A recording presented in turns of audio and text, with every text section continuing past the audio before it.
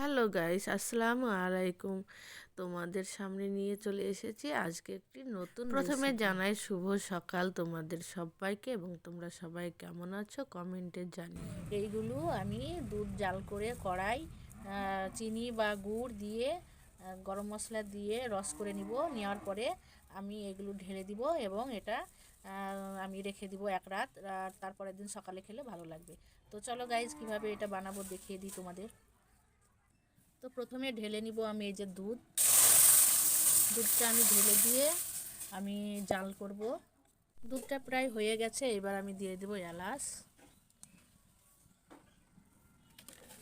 আর স্বাদ মতো একটু লবণ দিয়ে দিব। তোমরা যারা লবণ খাও না এড়িয়ে যেতে পারো। এই যে আমি কিছুটা চিনি নিয়ে নিয়েছি আর এখানে খেজুরের গুড় নিয়ে নিয়েছি।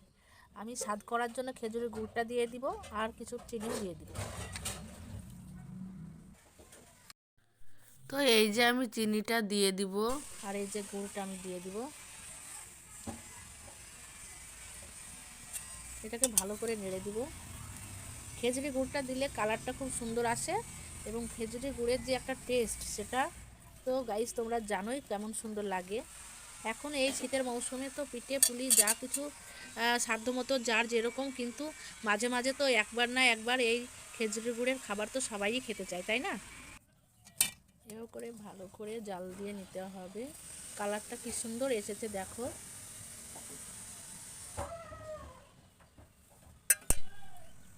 তো গাইস এই যে আমার রসটা হয়ে গেছে, আমি দুধ দিয়েছিলাম এতটা, মোড়ে এতটা হয়ে গেছে। এটা এবার নামিয়ে আমি আর একটা পাত্রে ঢালবো, তারপর ওই লম্বুগুলো দিয়ে দেবো। তো গাইস এই যে আমার রসটা হয়ে গেছে, এইবার আমি এক এক করে লম্বুগুলো দিয়ে দেবো। দিয়ে দেওয়ার পরে চাপা দিয়ে রাখবো। তো কারা কারা কাঁচা লেবু রেসিপিটা খাওনি জানিও, আর কারা কারা খেয়েছো সেটাও জানিও। দেখতে দেখতে একটি লাইক করে দিও, কারণ লাইক করলে ভিডিও বানানোর মনোযোগটা বেড়ে যায়। তো আমি এইভাবে সবগুলোকে ডুবিয়ে নিব নেড়ে চেড়ে। এই যে আমার ডোবানো হয়ে গেছে। তো দেখো কেমন এই যে রসটা টানছে আস্তে আস্তে, আর কেমন ফুলে ফুলে উঠছে। তবে এখন খেলে এটা ভালো লাগবে না, এটা কাল সকালে খেলে ভালো লাগবে। তো আমি কাল সকালে তোমাদের এই ভিডিওটা দেখাবো।